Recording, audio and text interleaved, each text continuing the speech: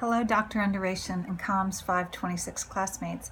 My name is Betsy Wampler, formerly Elizabeth, so I'll answer to whatever works for you. When I first started out in the world of work, I thought I wanted to help people. I'd had some unique circumstances in my childhood, and I had also made what I felt were some bad choices in my youth, and I wanted to help others overcome difficult circumstances or the consequences of their own poor choices. So I chose social work. And that's been my career for well over 20 years. About 5 years ago, I thought I needed a change, so now I'm a career coach at a small rural community college.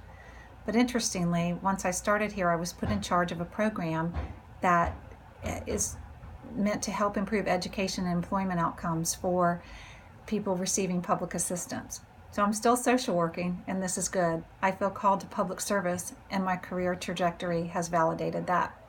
I've attempted a number of times to get a master's degree. I first went to get one many years ago, a master's in social work. Found out I was going to have my third child at the same time and chose the mommy track. It was a good choice. Then I went back to consider a master's in special education. But the day that I went, when I was pulling out of the parking lot that morning, it was September 11th, 2001, I turned on the radio and heard about the 9/11 attacks as they were happening. That changed many things for many people at the time, and it did for me. It just wasn't the right time, and I didn't pursue my master's. About 4 years ago, I considered a master's in public administration, but I had a child in college at the time, and paying for both of us didn't seem like it was going to work, so I put it off. And then about a year ago, I had a colleague who was pursuing her master's degree at Liberty. She raved about Liberty, she raved about the course content and the customer service.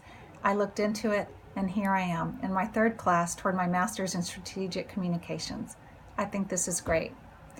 While I've been at the college, though, I've been trying to update my skills and stay relevant in a changing job market and in the current economic climate. I've had classes in web design, instructional technology, computer applications, and nonprofit leadership. Again, just trying to stay current, relevant, and employable.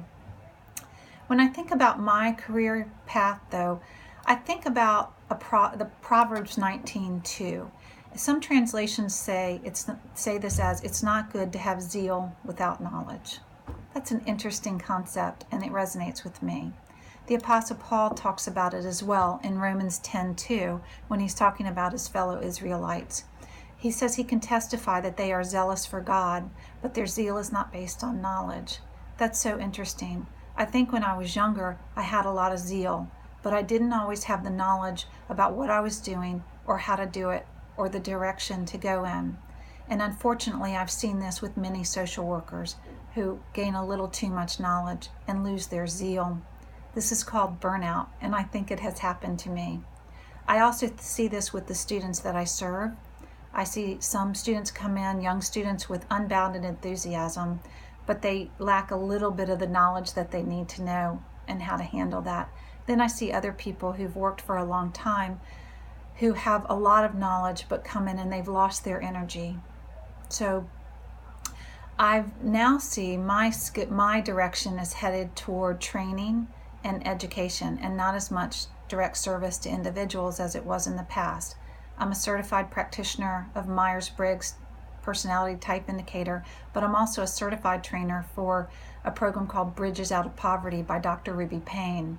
Dr. Payne's work, her seminal work, A Framework for Understanding Poverty, has been very impactful in my life, and it's helping me see what I do and helping others in a different way. I'm enjoying the learning and the training opportunities that are coming my way and the direction that I see myself headed. I think God is once again giving me zeal and knowledge together, and I'm thankful.